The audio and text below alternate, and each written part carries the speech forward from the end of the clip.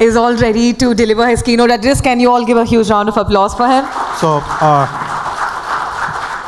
good evening, very good evening, ladies and gentlemen.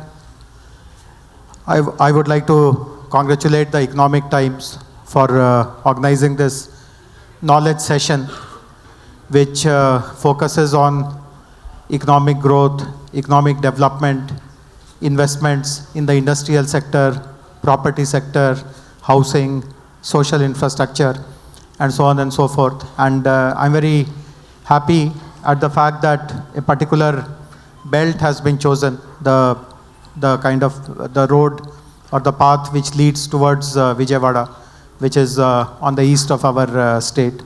And how does one really look at the opportunities which are coming in that area? So as I was introduced, I look after the IT and industries sector in the state, and I will give you a very quick perspective of what are we planning to do from an industrial development side in that belt, and what are the plans for information technology. Sometimes you will think that information technology is all confined to Hyderabad, but we do have plans to spread it to tier 2 locations also, and something very significant is happening in that area. So very quickly about the industrial growth. Now you will be aware, many of you will know that when our state became a new state in 2014, we came up with our industrial policy, the new industrial policy, and we identified 14 priority sectors in that. Some of the sectors are obvious, like IT is an important sector, electronics is another important sector, aviation, that is defense and aerospace is important, life sciences is very, very important. As many of you would know, Hyderabad is today the hub, not just in India, but the world over for production of pharmaceutical products, for biotechnology products like vaccines, and so on and so forth. And then there are other important sectors as well. Food processing is an important sector, textiles is an important sector, mineral-based industries is an important sector, wood-based industries is an important sector. And what we have seen in the last 8 years, our state has now completed more than 8.5 years. Large number of industries have come, more than 20,000 units have come, more than $35 billion of investments have been received. Our ease of doing business, our track record in responding to the issues of the investors is today recognized all over the country. So, I mean, our ground credentials are very, very strong now. Now, two important facts which I want to share with you. When we developed this industrial policy way back in 2014 and identified priority sectors, we did have a plan at that point in time that industrial growth will be dispersed.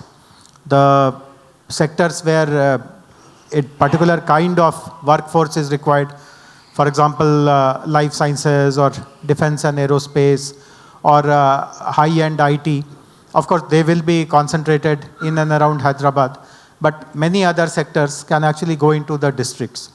So for the first few years, there was some element of struggle. We had difficulty in convincing companies and investors that there are opportunities outside Hyderabad as well.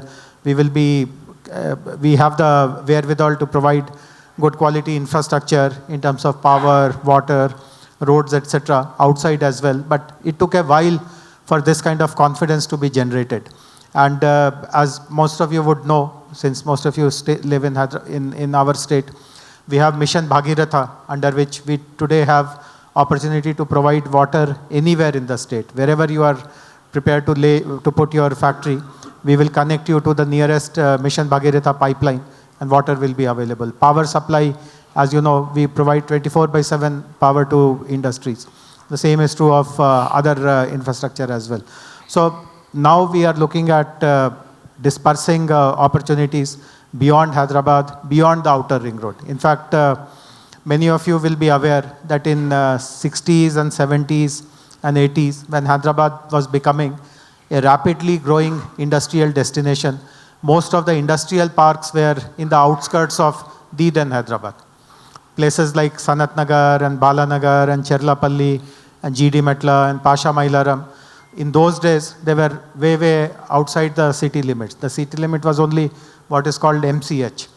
But today, we all know how the city has expanded, how the city has grown. So there is also an important need to push industries beyond the outer ring road. So the eastern corridor, the Vijayawada highway, as this chart shows, this is a very promising belt in our opinion. And already in the last 4 or 5 years, some of the initiatives that we have taken to promote this belt, they have been received very positively. So many of you would know that on the Vijayawada highway, we have created a new industrial park which is called Dandu Malkapur. It is a green industrial park only for non-polluting industries, and we are giving preference to MSMEs, the mid-scale companies, the small companies, to set up their units there. This park has been a massive success. In fact, in no time, initially we planned for roughly about a 600 acres park, but the demand is so overwhelming that we have created a 2,000 acres park, and the plan is to expand it even further. And then we are also doing what is called park in a park.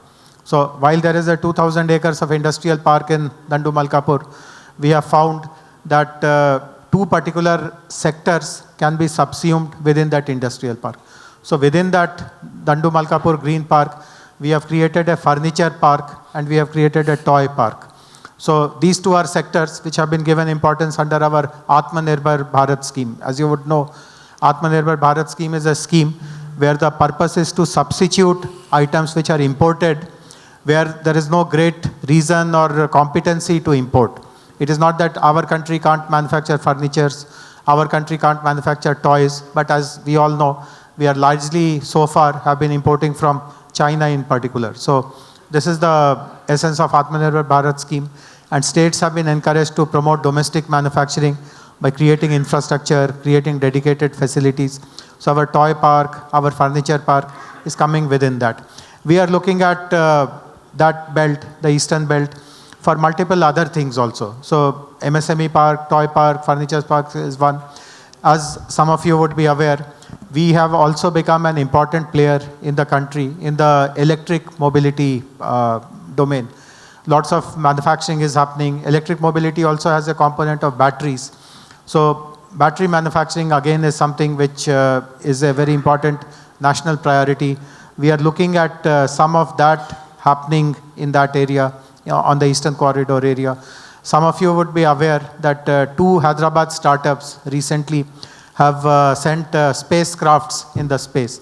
One company has sent rockets in the space called Skyroot. Another company has sent satellites in the space, which is called Dhruva. And all this happened just in the last 15 days or so. Now, both these companies and a few other space tech companies are prepared to do manufacturing in our state. And we are looking at creating a dedicated space tech park in that area, Nalgonda, Suryapet, Yadadri, etc. We are also looking at a massive food processing zone in that area because, again, all of you would be aware that due to investments in irrigation, in agriculture, our agriculture production and productivity have grown enormously. In fact, we have such a problem that there is no space now to store the food grains which are cultivated. So food processing is the only solution. And we see a huge opportunity again in that belt, Nalgonda, Suryapet belt, to set up massive food processing parks. And we have already identified lands. I don't have precise recollection of where exactly those food parks are coming, but in that belt, massive food processing parks are also coming.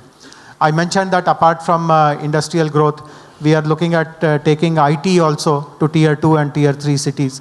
We have already been successfully seeing the movement of IT companies, including global IT companies, national level IT companies, to Warangal and to some extent to Karimnagar and Khammam. But we have decided that we will open up 4 more towns, tier 2 towns, where there is a potential of where there are colleges, a catchment of students are there, and that is where we want to prepare IT companies also to set up their development units. And particularly the last 2 years of this lockdown, work from home, this COVID experience also is well aligned with the way we are thinking, because most of the companies today have their employees remotely located, they are working from their native places, their villages, etc. So having satellite offices in these kind of tier 2 towns is also aligned well with company strategy. So we have decided to set up an IT tower in Suryapet. We ourselves are constructing it. It is a 50,000 square feet facility, and while the construction is going on, we are in 22 December now. I think it will be ready by August or September of 23. And already there are many companies who are promoted by people who live in the US today, but they have origins in that area, Nalgonda, Suryapet, Yadadri district, etc. And they are very keen to now start their satellite offices instead of Hyderabad in that particular tower. So whatever is the space that we are constructing, 50,000 square feet to begin with, that will be, I'm very, very confident that it will be exhausted in no time at all.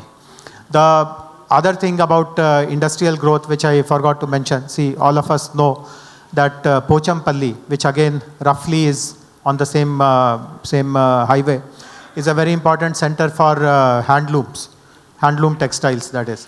And for generations, weavers are developing handloom products there. So that industry is already well established. It has global recognition. It has the GI tagging certification, etc.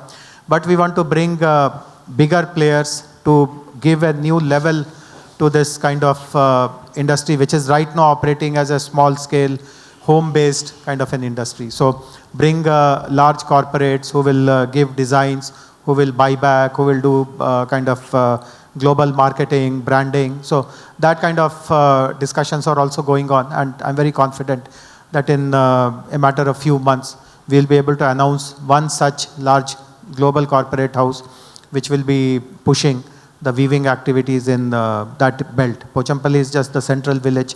There are, I guess, about 8 to 9 other villages also, where traditional handlooms, the Pochampalli Ikat work is happening. So this is again a good opportunity.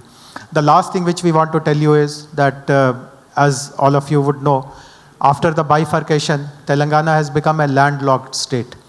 Earlier in the combined state, we had a 900-kilometer coastline with multiple ports. That advantage is not there, and that is something which we feel literally every time some investors interact with us. Many of them have activities which require import and export. So we are obviously on the western side, we have access to ports on Navi Mumbai, etc., etc. But on the eastern side, we have access to multiple ports. And from what I know, Andhra Pradesh government is also developing additional ports in Machilipatnam and Nellore. Yeah, Krishnapatnam is already there. One more, Kakinada is already there. Some other place which is close to Nellore. Yeah, near Tirupati, Nellore, that area. So these ports will also, maybe. So these are the ports which are closer to us as compared to the west coast ports. So we also will be in the future pushing lots of industries who require port access on that belt, because there are 4 ports potentially in the near future where cargo can be delivered, both imports and exports. Similarly, many of you would know that historically Nalgonda, Suryapet, etc. has huge limestone deposits, and therefore many cement companies have come. Some of the areas where much more deposits are there in both Suryapet district and Nalgonda district, they have not yet been exploited. So under our mining department, we are also opening up auction of some of these limestone blocks where the deposits are first of all huge, and the grade of that limestone, which leads to better quality cement, that is also present. So we are hoping that the opening of these limestone mines, I think in the next few months, auctions will be announced. That also will give a big push to re-emergence of cement industry. The cement industry is already there, but given the scale of construction activities which is happening in the south of India, we require much more cement industry than what is there in the present. So the industrial scenario on that highway, the Vijaywada highway as it is called, is very positive. It is close to the outer ring road. Very shortly, in a matter of 2 years, the regional ring road will be there. So there will be an additional layer of connectivity, port access to East Coast ports, emergence of towns like Nalgonda, Suryapet, Yadadri, etc. Yadadri temple itself, while I don't look after that subject directly, but we all know that that is going to become a very big tourism attraction that will attract its own industry in and around that temple. Already some beginning has been made. So this is a belt where I am very, very confident has tremendous potential. And as investors, as property developers, as people who are into social infrastructure, this is one area where you cannot go wrong. So along with the government, I will encourage all of you to look at putting new projects, new activities on that belt to give further boost to our state's economy, to create employment. And while and in any opportunity, if you think that you require government support and assistance, please feel free to reach out to me. I'll be very happy to help you and take your proposals to the next level. So once again, I'm grateful to Economic Times and G Square for putting together this event. My apologies that I will not be able to stay for very long. I have 2 other events to attend. But thank you, Ashutosh ji, for inviting me. Thank you very much. Yeah, so we have a small token of gratitude. May I invite Mr. Ishwar, the CEO of G Square Housing, to present the token of gratitude on behalf of G Square and Economic Times. So we respect his time here.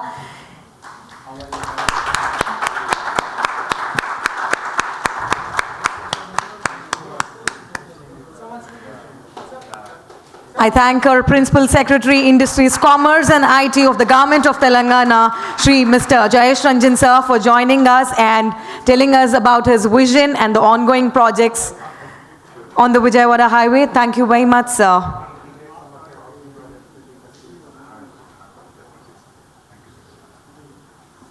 Thank you so much for your time. Thank you very much, sir. It's always a pleasure. All right, ladies and gentlemen, so let's get into what the show today is all about. You all know Hyderabad is a city of Nawabs and city of pearls, but not just a city of pearls, it is a city of innovation, startups, flyovers, healthcare, pharma, and what not. So if you're all looking for brighter future and better future, this panel discussion which is going to happen now is something you all should watch out, because especially in the eastern region of Hyderabad, the landscape is rapidly changing, and G Square and Economic Times presents Vijaywada Highway Road to Future is here to discuss about the opportunities in all the sector, be it industries, healthcare and whatnot. So let's open the show. Firstly, I'd like to call upon Mr. Ashutosh Sinha, the senior editor, the Economic Times, to address the gathering. Hearty welcome, sir. It's a pleasure having you in Hyderabad, and also welcome to Hyderabad. My name is Ashutosh Sinha. Can I request Mr. Reddy, please join us. Mr. Paul.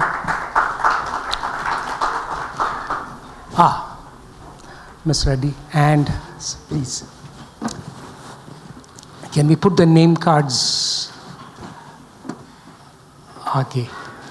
So we'll just put it in a proper way so that we can. Yeah. That'll be good. Thank you so much. So we'll try and understand the topic that we have gathered for today for. What we heard Mr. Ranjan say is that big picture view that we wanted the industry to hear. Some of the people here who represent the industry, they may probably be aware of some, but that's what the big picture that Mr.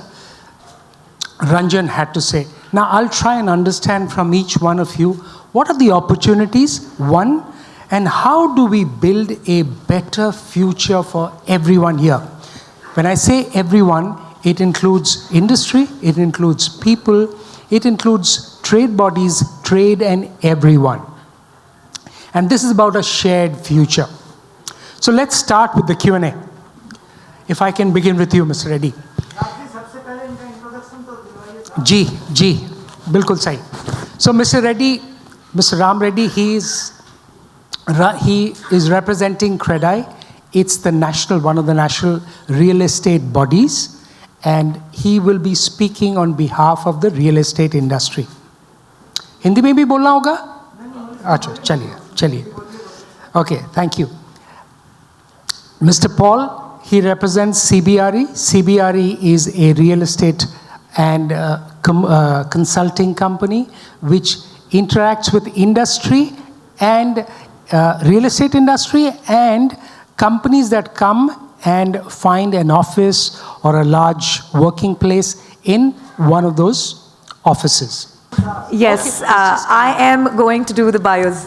It was actually welcome address for Ashutosh ji, but yes, he wanted to not make you all waited, so he called the panelists. But I'm going to do the intro as well. Sure. So firstly, thank you very much, Gumbiram Reddy sir, for joining us. He's the Vice President of Kradai National. He's the founder, chairman and managing director of ARK Group. Through his vision and passion for civil engineering and construction, Mr. Ram Reddy spearheaded ARK Group since 1989. With his experience in engineering and management, he has established an organization and team of professionals that has executed residential buildings, commercial projects, educational institutions, and industrial units, among others, across the cities. The track record of collaborations with companies includes Schneider, Mahindra, JBM, ITC, Tata, Lockheed, Martin, Aerostructures, and several others, whatnot. Thank you very much. Thank you for joining us, sir. Also, we have Mr. Gibson Paul, the Senior Executive Director and Head Hyderabad CBRE.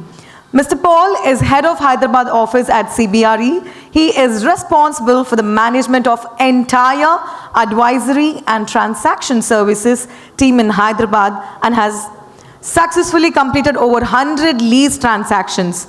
As a transaction advisor to some of the biggest multinational companies, his responsibilities comprises lease acquisitions, lease renegotiations, and lease exits. Thank you very much, sir, for joining us. And may I request to all of you to kindly put your phones on silent mode and not discuss between each other. Also, I believe we have the youngest person in the panel. Mr. Raghava is the co-founder of Blue Copper, a finance operations automation software company that helps companies understand revenue and cost trends. Prior to Blue Copper, he was the business head at Open Financial Technologies. Thank you very much, sir, for joining us here. And of course, we have the CEO of G Square, Mr. Ishwar here. Ishwar Nagarajan has led the brand with the expertise in marketing strategy, communications, lead generation campaigns, product launches, online marketing, events, and promotions and research. He has also spearheaded some interesting marketing innovations for the corporates like Soba Developers, Tata Tele Services, and Marshalls Group, and flourished more than 300 crores in marketing spend. Thank you very much, sir. Thank you for bringing us this show as well. And the man who needs no introduction, Mr. Ashutosh, is also here.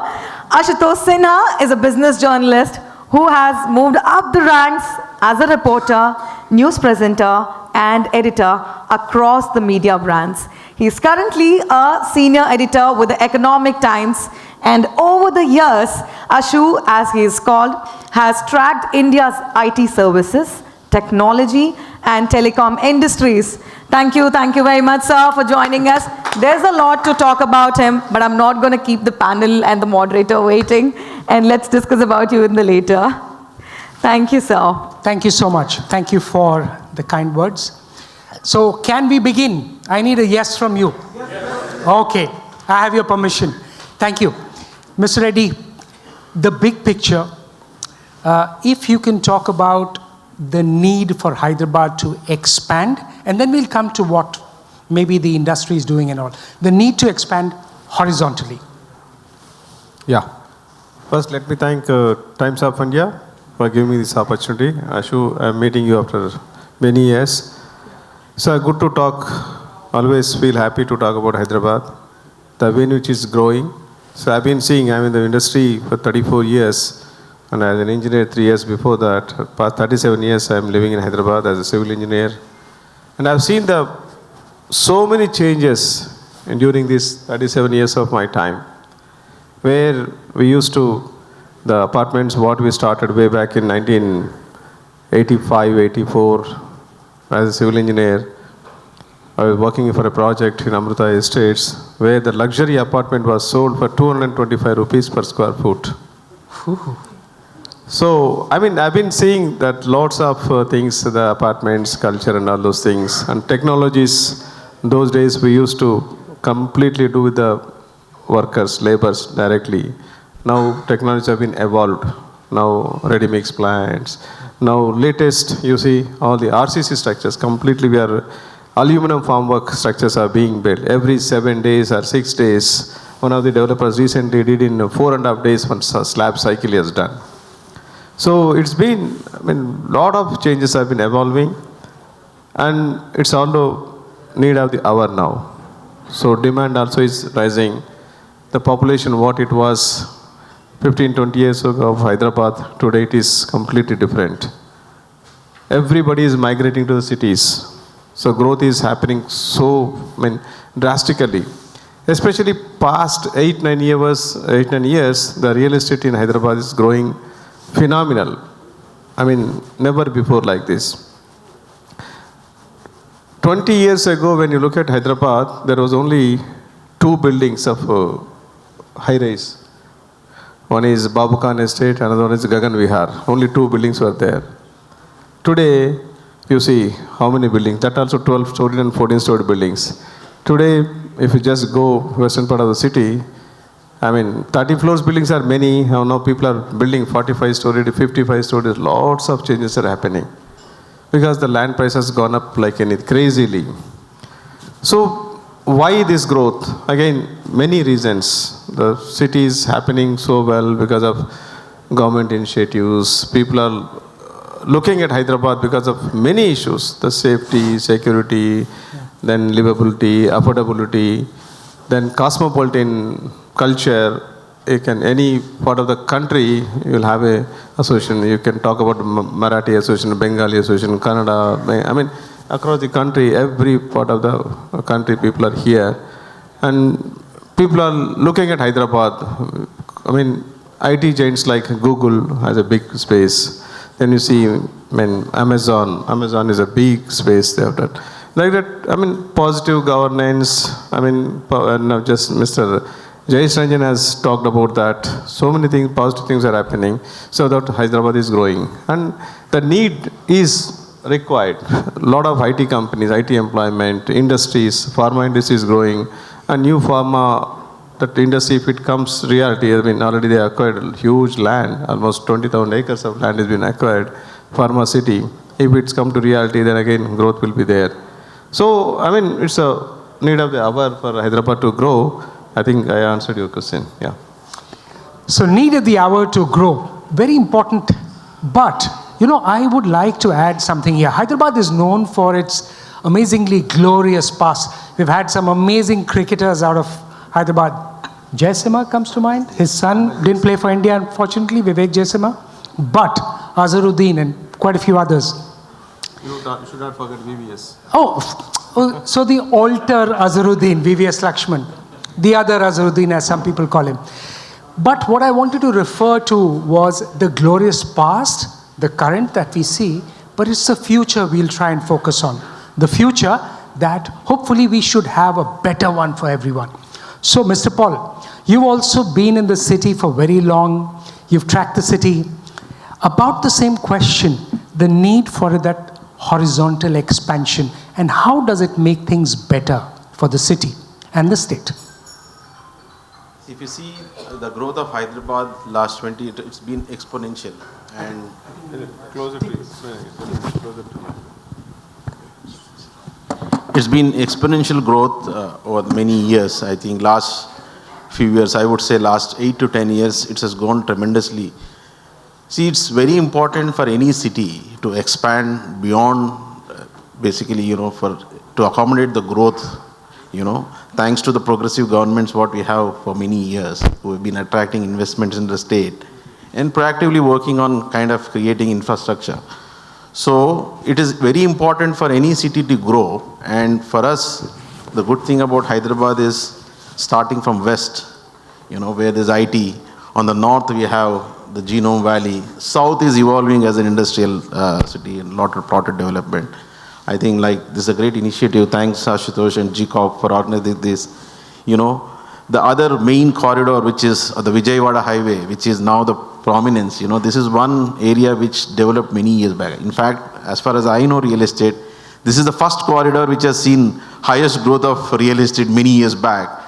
But West has overtaken. But now with a lot of initiatives like what Mr. Jayesh Ranjan explained and kind of projects which are growing, I think the huge potential for the city to grow across. Because if you see Hyderabad as a city, it's evolving over a period, because I'm sure many of you know the cost of living in Hyderabad is comparatively lower than most of the cities in the cost of real estate is also very low. Our rents have always been a sub-dollar for a grade A kind of a property. So this attracts a lot of companies to come to Hyderabad to kind of invest. One, low-cost real estate. Two, the availability of qualified and employable resources. I say these are some of the factors which are helping Hyderabad to grow. And thanks to the industry where Mr.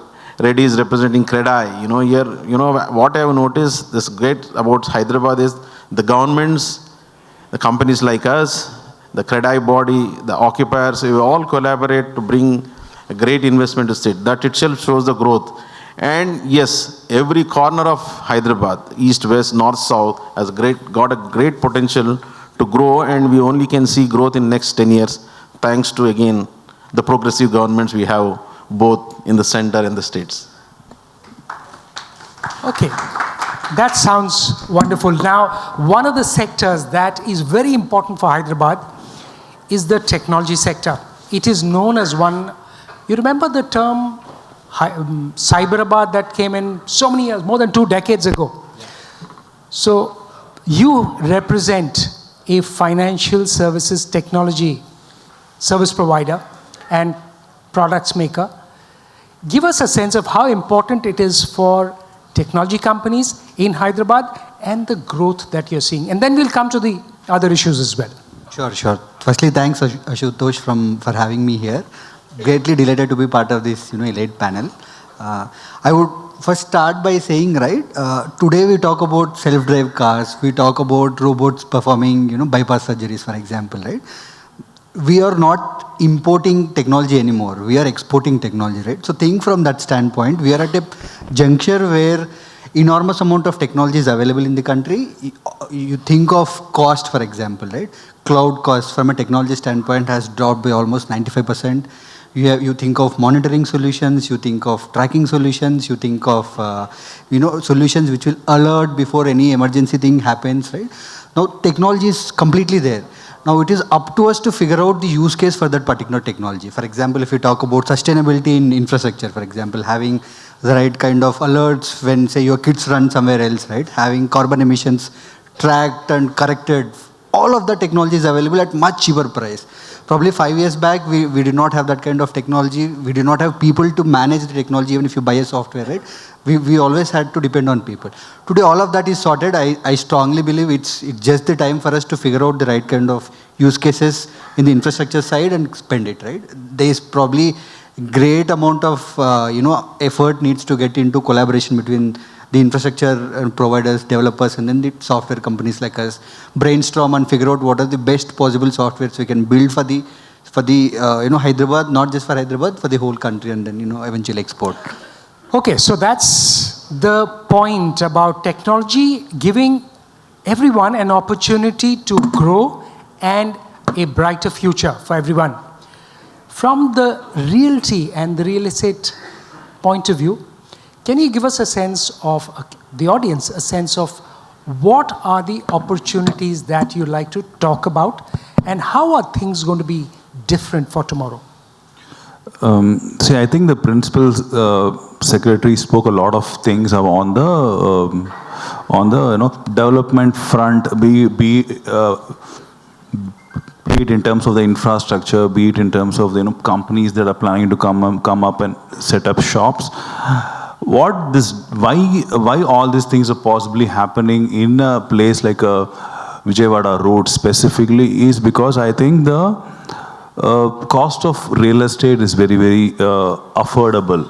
Be it to set up an industry, to set up any form of industry for that matter. So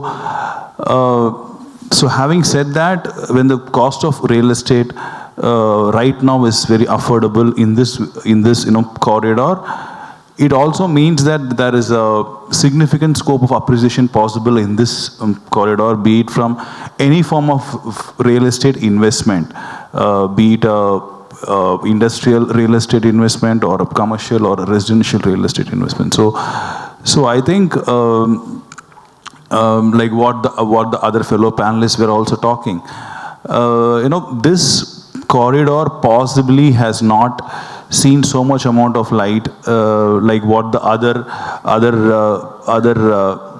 zones of Hyderabad has possibly seen, and since it's possibly in a kind of a stage where it is ready to take off to the next level. So I think whatever the promises the principal secretary had sent, even if 50% of them translate into reality, right? So I think this is really going to be a phenomenal corridor from any kind of investment angle from a real estate perspective. Okay, that's very interesting. Yeah, I'd like to just sure, go ahead, please. I forgot to mention one of the reasons why the city need growth across is the primary reason to decongest the city. If the growth is all at one side, what happens is for the government to upgrade the infrastructure or to create infrastructure beyond certain point will be difficult. So it is very important for the city to grow across all the regions so that it is well balanced. The reality is also kept, affordable for every one of us when it is balanced. Like, for example, if you see the West, amount of traffic, in spite of creating so many flyovers, it's still difficult for the government to improve the infrastructure. So I think that's one of the primary reasons for the city to go across is to balance the development and give opportunity to every sector, and to give opportunity to every sector. That's what I want to say. Thank you. So, sure.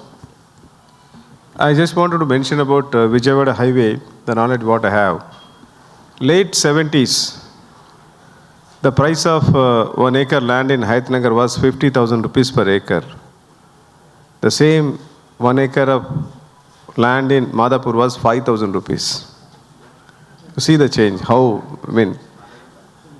it's big change. The first real estate happened in Hyderabad only in Vijayawada highway.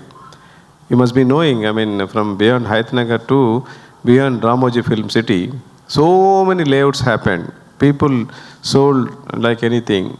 So land, raw land is not available in that area. So that is the reason the development of that road was little this thing. Now, because of the ring road, then one more peripheral ring road also is coming up, the growth will be very fast. The land prices in that highway is very, very cheap when you compare it with other roads.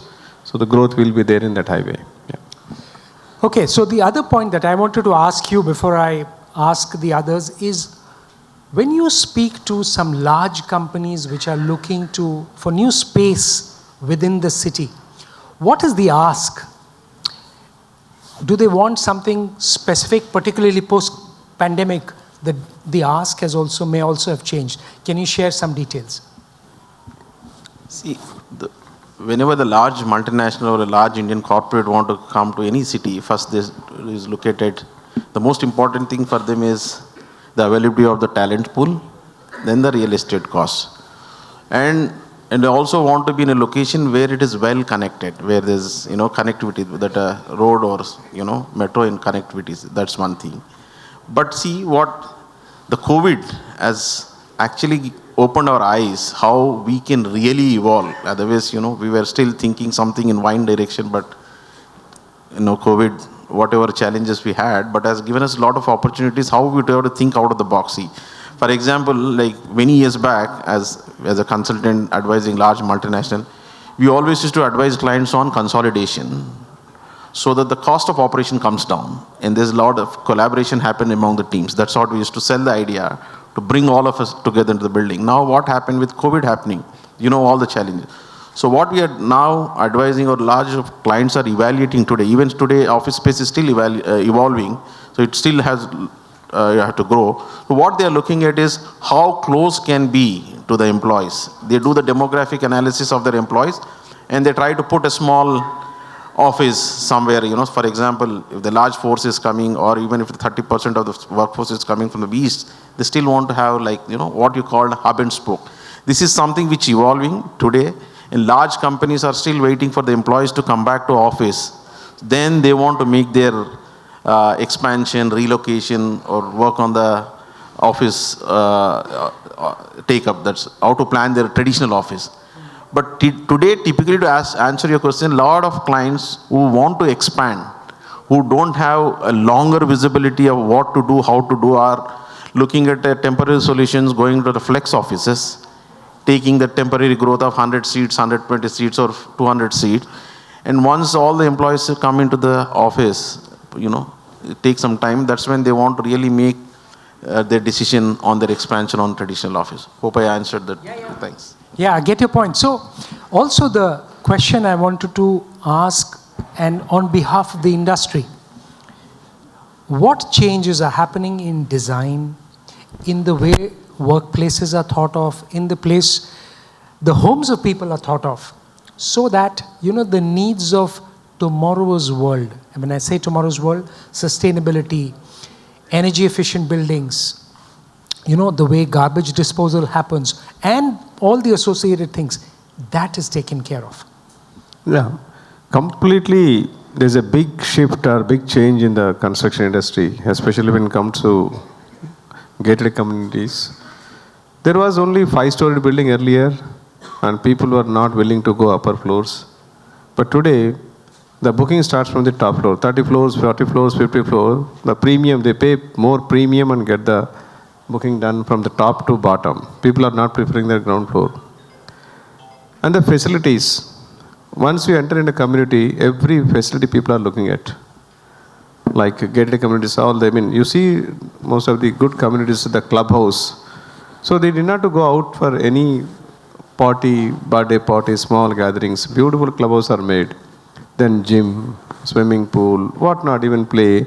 Big, larger communities, even playing cricket, playing football. Many coaches will come there and do. Otherwise, taking a kid to some place and getting trained him was a challenge, especially when they're just grooming.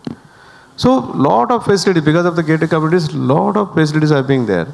So, apart from that, now, as a responsible this thing, we are to looking about the green building concept also.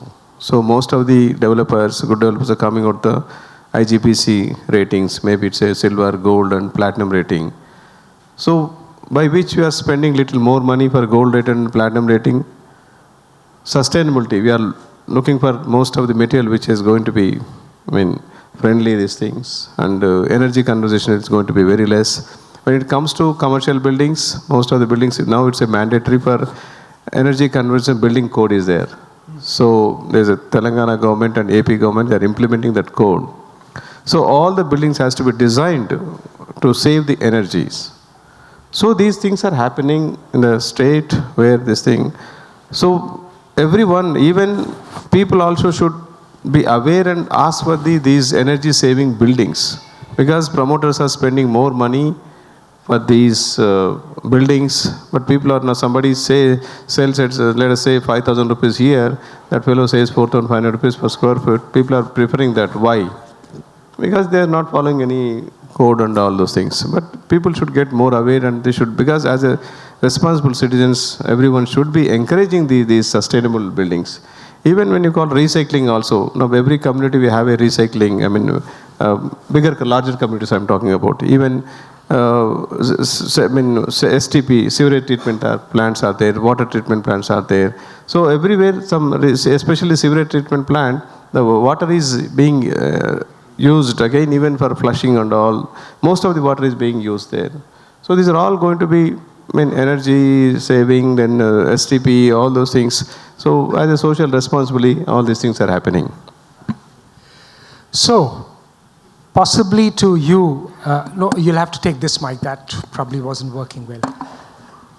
Is that an opportunity to build a better future as we look to expand to the Vijaywada highway? Is that an opportunity for tomorrow to be better for everyone?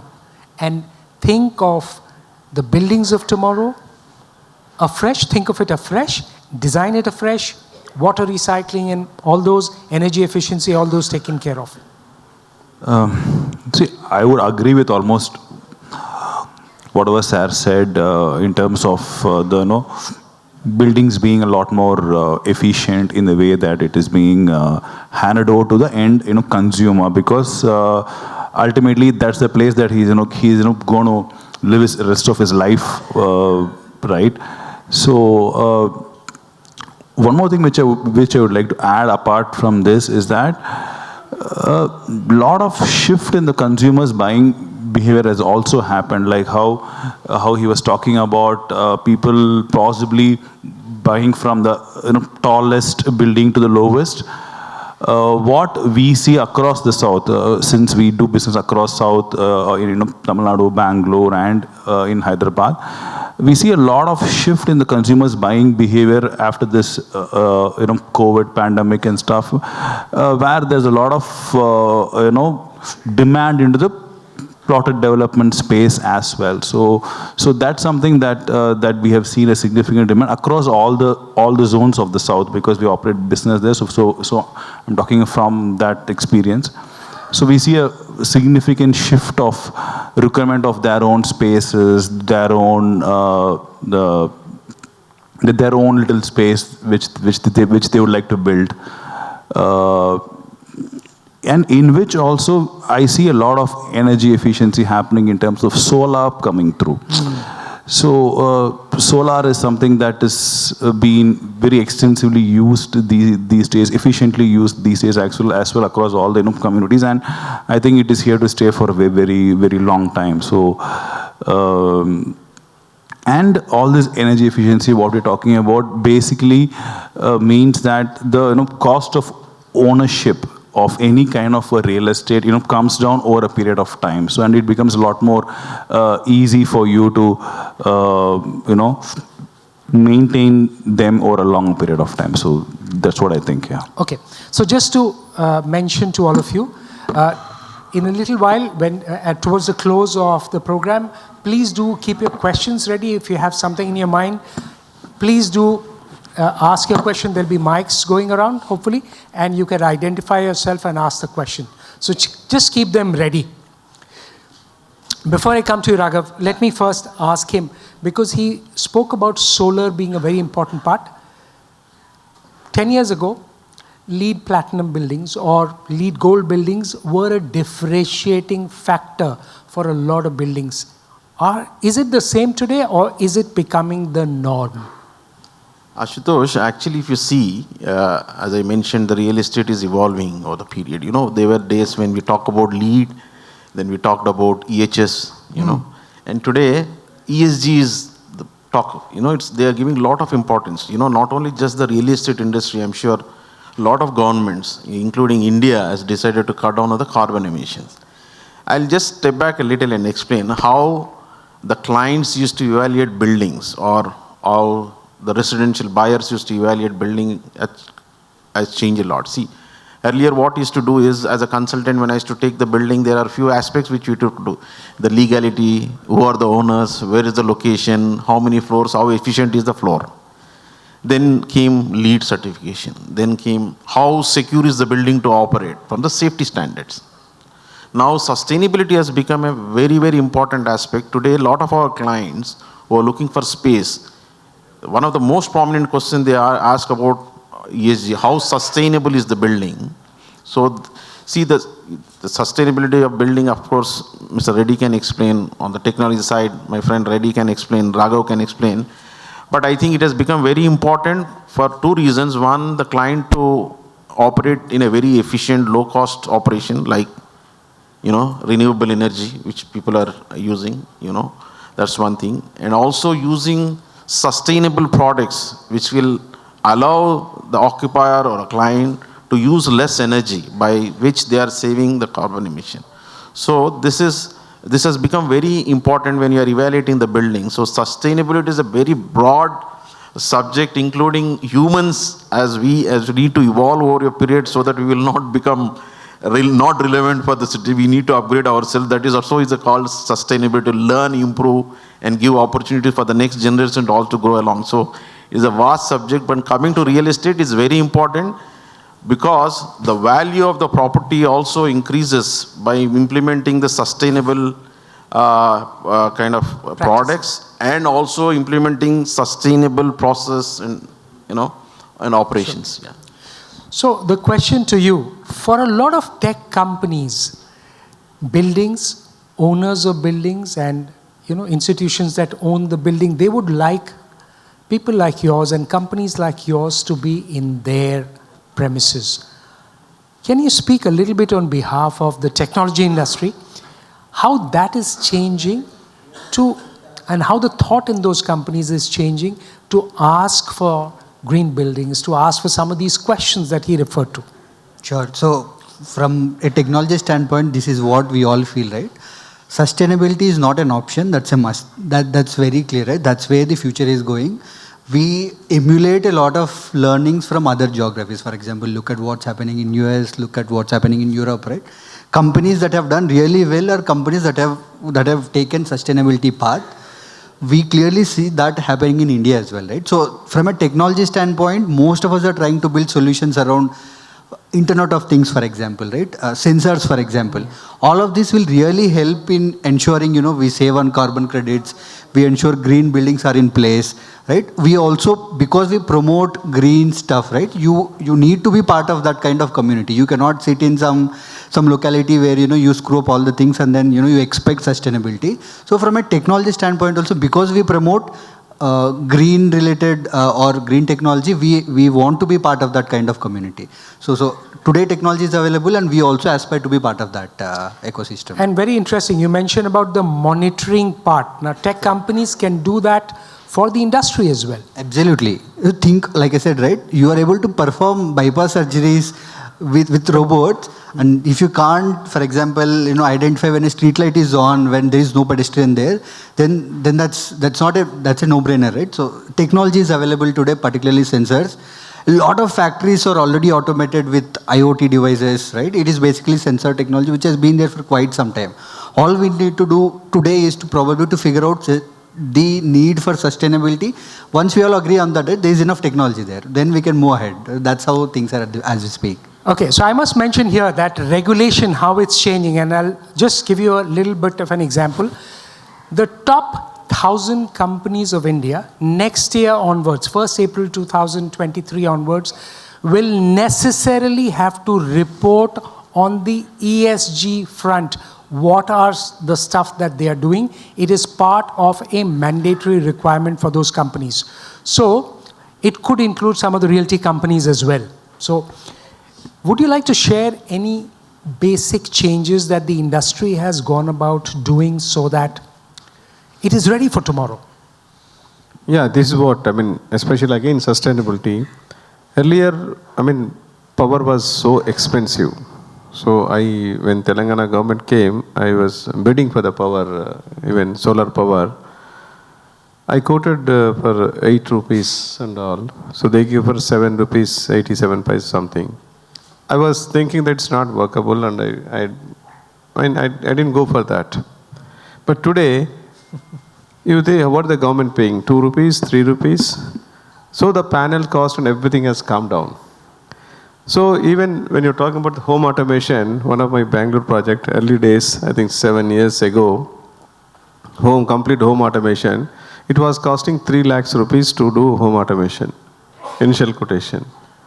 When I started that, but while executing, it has come down to 1,50,000 rupees. But today, it is available 50,000 rupees, just 50,000 rupees. Like that, even tiles, vitrified tiles, when it came, I was one of the first buyers to buy the vitrified. 115 rupees per square feet, I bought the vitrified tiles. Today you are getting 35, 40 rupees per square feet. So a lot of changes are happening. So all these new technologies, new things, sustainability, I mean, so it's as you go on using, cost will come down.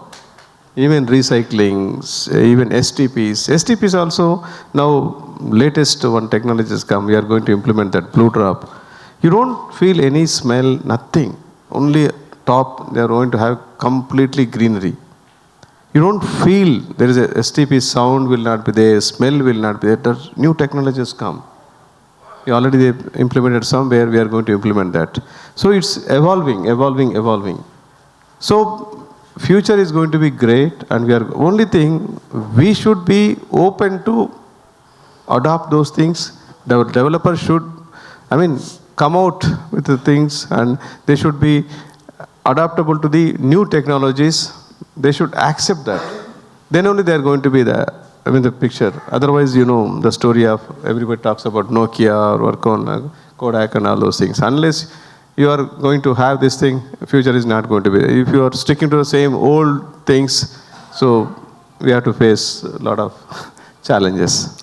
And I like the word that you mentioned earlier, a little earlier, you said that people, they have to ask for it.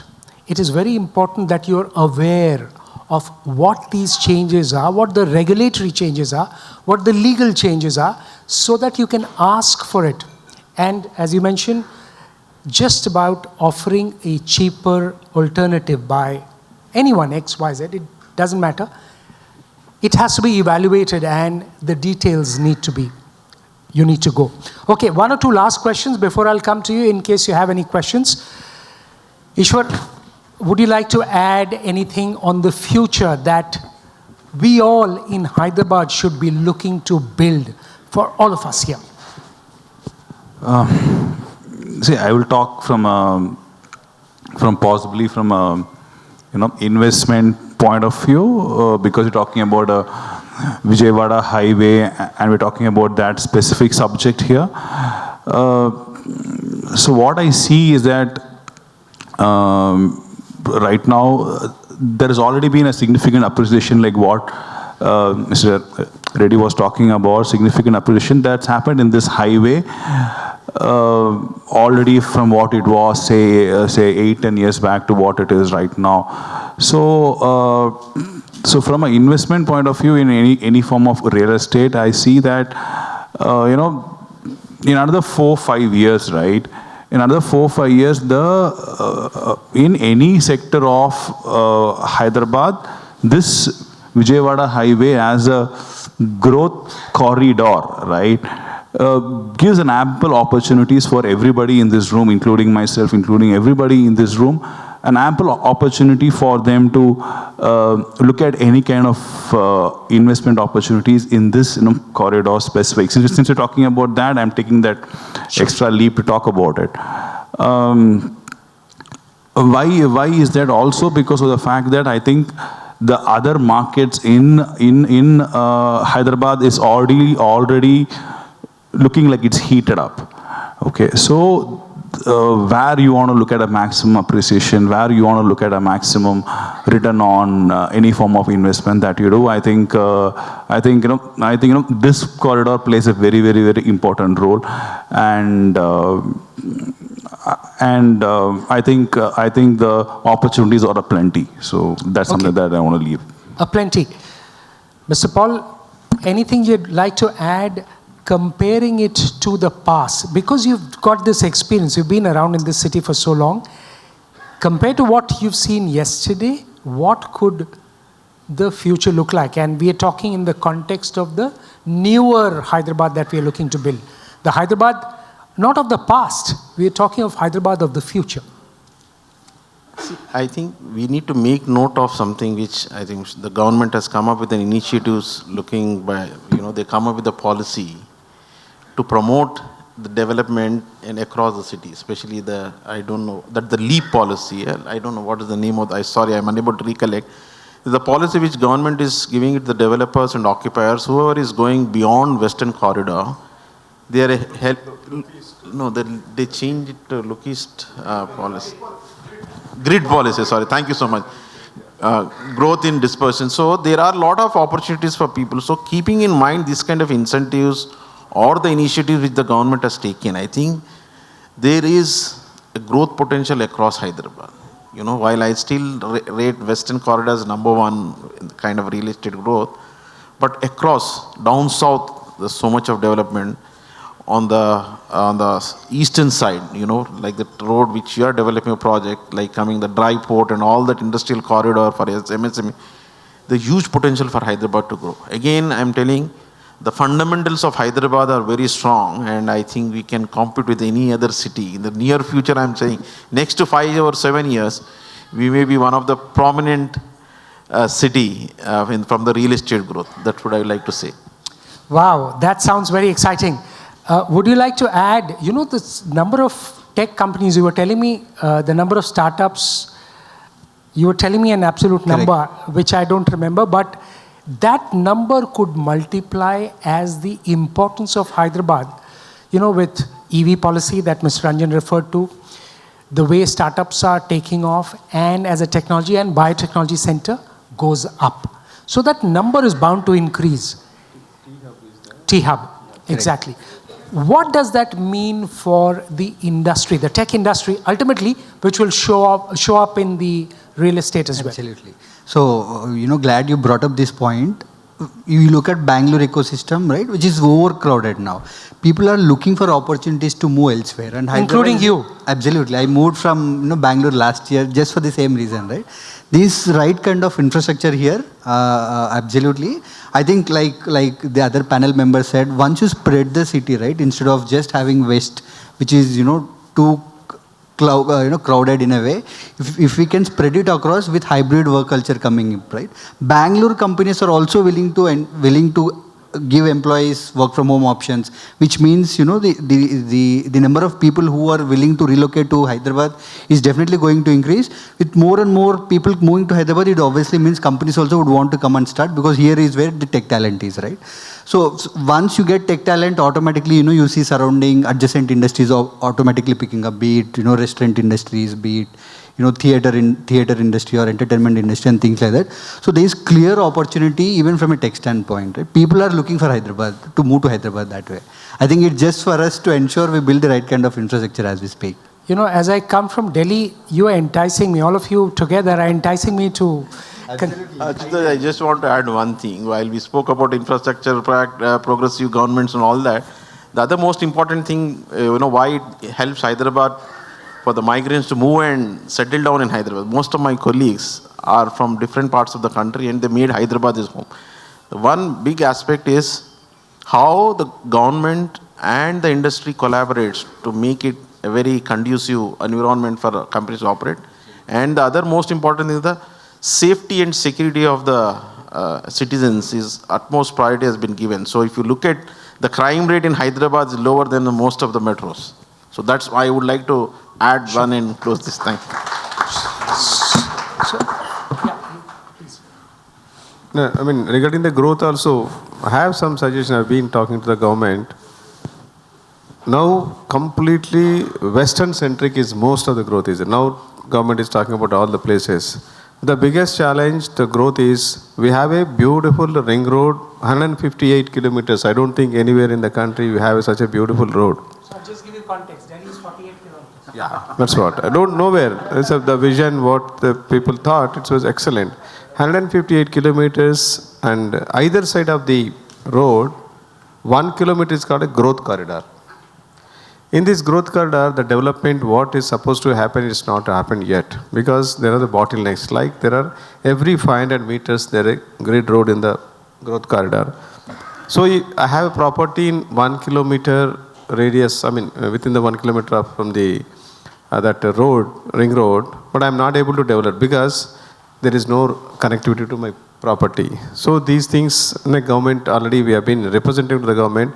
If these things happens, you can see a beautiful ring road and all the developments is going to happen across the country, across the city I'm talking about. Then we are going to have a regional ring road, again 350 kilometers, so which goes beyond Chowtuppal and all. So reaching to the place, one place, the biggest advantage in Hyderabad, from airport, any part of the city, maximum 1 hour you can reach This facility is not there anywhere in the country. You are sure of reaching in the place. People don't mind traveling. Yesterday, instead of going for 26 kilometers, I took 60 kilometers to travel to a place. Because I'm sure of reaching that place in time, within 1 hour. 60 kilometers have been because of the ring road. But this 26 kilometers, I'm not sure that how much time it will take. Such a ring road is available with us. So one more regional ring road is coming up. People won't mind traveling to distance. Everybody wants to have a own home instead of apartment culture is there. Apart from that, because of COVID pandemic, everybody wants to live in a place where, open space is there. You know how the restrictions, especially in the first pandemic, people were not allowing them to come back to their home. That land owner did not allow them to, got infected with COVID, they didn't allow some of the cases. So everybody wants a free space. So the growth will happen. It's happening horizontal, as you talk about horizontal growth. This will happen because the government has to do further more. Anyway, they are doing the best, I can say. Yeah, of course, extension of metro, already they have planned it. So all those things is going to be added to the growth of Hyderabad. Yeah, I just wanted to take a leaf out of what they both were talking about from an infrastructure point of view, right? So what this does from an infrastructure point of view, be it from a highway or a regional ring road that connects and stuff like that, this makes things a lot more easier from a migrants coming and working here. Okay, from migrants working and coming here, I'm not talking about the other states people working. That's anyway there. There is a lot of shift happening from, like what you said, from Karnataka to Hyderabad, a lot of shift happening. But what this does, especially for a corridor like Vijaywada highway, is that a lot of easy travel happens from a place like Visakhapatnam or Vizag and stuff like that. So there is a lot of movement that happens. So if you if you look at the Vijaywada highway right now, possibly is the most busiest highway available right now in South. Most busiest highway. I think they do a commute of close to 40,000-50,000 commutes happen on a daily basis. So that's kind of a busy highway it is. So with this development of a regional ring road and then the infrastructure improving and a lot more industries coming in, so this opens up a lot of easy travel between a lot of these zones. So it is not that there will be a shift that will happen from only other states, but there could be a lot of shift that could happen from even a neighboring city. So even that could happen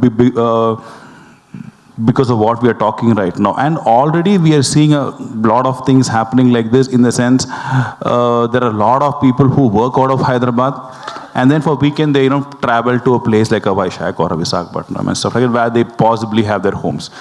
So all this infrastructure makes it really feasible actually. Okay. So time for some questions. Okay, sir, if you can identify yourself and ask the question, we'll just come to you. One person, yeah. We'll just come to the, yeah. Name D. Ramchandra Reddy. I am CEO of Gugi Properties Private Limited. Question to Mr. Paul, and probably Raghav also can add to this. Curiosity, like we are talking about ease of mobility and one can work anywhere, all those things, and the need for dispersion. Individuals, I can understand, as you all mentioned, individuals are dispersing. Now, if we see the villas, high-end villas are going like hotcakes. All are outskirts, near the ORR. But offices, like you consult many MNCs, I fail to understand why everybody wants to be in Gachibowli. So what's the question, sir? Question is, what is this sense? You said ease of traveling or commutation. That is most difficult place to commute early in the morning during office space. But why everybody wants the office space there? And moreover, in this scenario where even we saw that Hyderabad office space consumption has overtaken Bangalore. But why everything in Gachibowli or financial district, particularly these IT companies? IT infrastructure, I don't know what they require. Okay. Connectivity is good now. So why everybody moving to that side? That let me tell you one thing.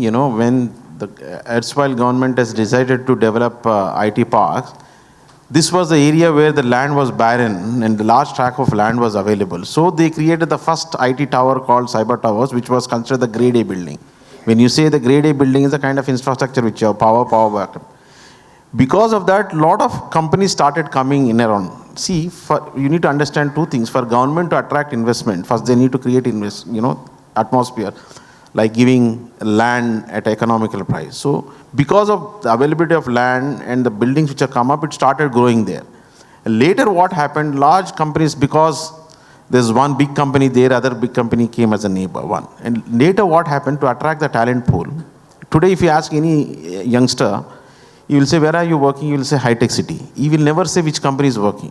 So for companies to attract talent, if I'm very honest with you, because we work with a lot of clients, and we are the one company which was promoting East more than 15 years. See, I'm telling you, we asked one client to go there, they established, later they said, Gibson, I'm so sorry, I'm not able to attract talent here. Everyone want to go to high-tech city. This is one primary reason what clients come in. Also for the governments, when they bring in clients, when we are talking to them, when we ask them to go to the other side of the town to establish, they will shy away. So we also don't want to lose the client for our business. At the same time, governments also doesn't want to lose an investment trying to push them to the other side of the world. And it's always easy to sell high-tech city because airport to high-tech city, you have an express highway. It is easy for us to convince the client also. Very well said, sir. Very well said. Sir నా పేరు మధుసూదన్ రెడ్డి ముంబై నుంచి వచ్చానండి నాది కూడా construction company today content వచ్చి మీకు Vijayawada highway road to the future అన్నారు ఇటువైపు మీరు గచ్చిబౌలి వెళ్ళిన ఓల్డ్ ముంబై రోడ్డు క్లోజ్ అయిపోయింది అటువైపు సదాశివపేట రోడ్డు క్లోజ్ అయిపోయింది పటాన్చేరు రోడ్డు క్లోజ్ అయిపోయింది శ్రీశైలం రోడ్డు క్లోజ్ అయిపోయింది అంటే విజయవాడ రోడ్డు హైప్ చేద్దాం అనుకుంటున్నారా అక్కడికి వెళ్ళి మేము ఇన్వెస్ట్మెంట్ చేయాలి అనుకుంటున్నారా Sir, that's very political, sir. This is not political, madam. This is not political. Okay. Concept is Vijayawada highway road to the future. That is the content. ఈ కంటెంట్ని బేస్ చేసుకొని మీరు హైప్ చేస్తున్నారా విజయవాడ రోడ్ని ఆ 3 రోడ్లు క్లోజ్ కాయపెట్టి that is my question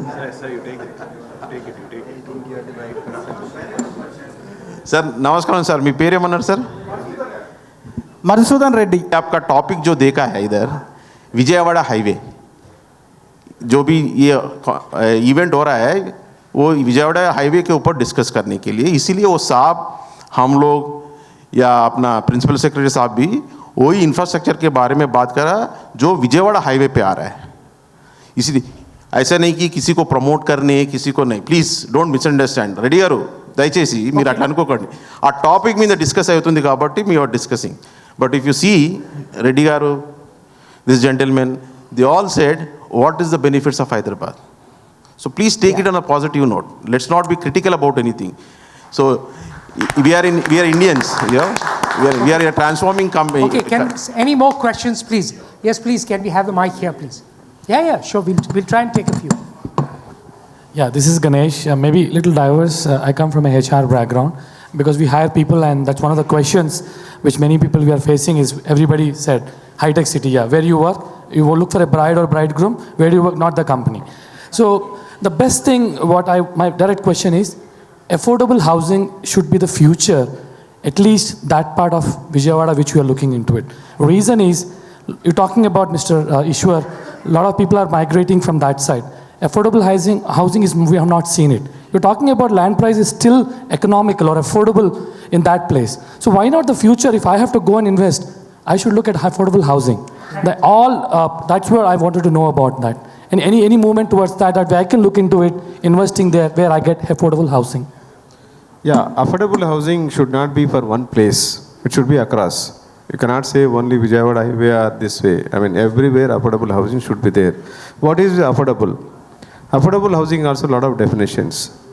When you go to Mumbai, 300 square feet is affordable.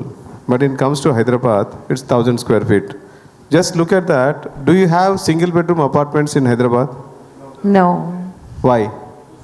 But when you go to Mumbai, single bedroom apartment is that also is not affordable when you call about it. Yeah, true. So again, what is affordable?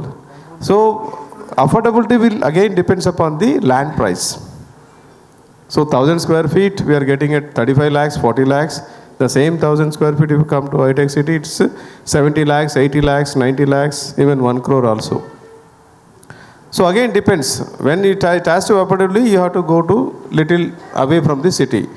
So where Vijayawada Highway is the price of land is lesser than other places because the growth has happened here is much, much faster than other places. Vijayawada Highway, what the glory Vijayawada Highway has in 1980 is not the same today. So affordability should be across the city, not only one place. My answer to that. Here, this side. Can you see me? Yeah. Yeah. Great. So my name is Raghu, and I have a quick question. Can I know, or do anyone know who is behind a campaign called "Why Vijayawada is Next Gachibowli"? I've been keep seeing this ad almost everywhere. I was trying to go through the Google, but I'm not able to find who is the management or the committee behind that particular campaign.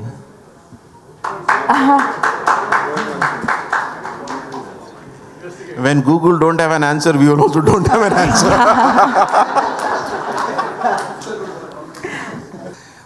Definitely understand the vision of the government of India, and I understand from the all respective panelists.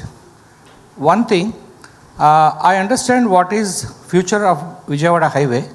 I can understand what is the growth expected to happen.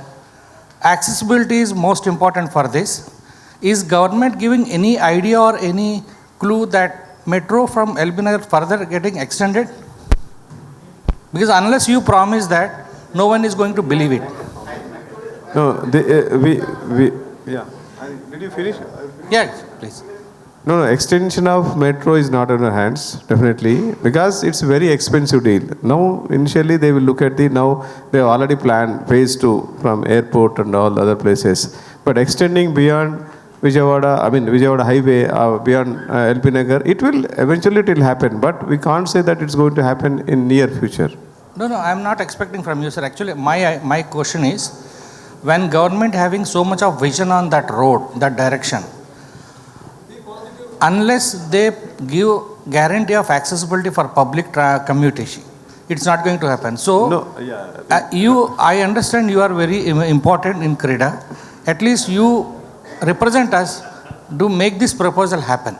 No, the proposal, we have lots of things because I cannot talk about one area. Across the thing we have to see. But especially I'm very positive road I can talk about it. That road is, especially that Musi is going to be beautified excellently. That is going to add value to that area. Definitely Vijayawada Highway is going to add some value. Because of Musi, CM announced a couple of days ago, 10,000 crores are going to be put for that. Next year budget he is talking about it. If that comes to reality, it's going to be a big game changer.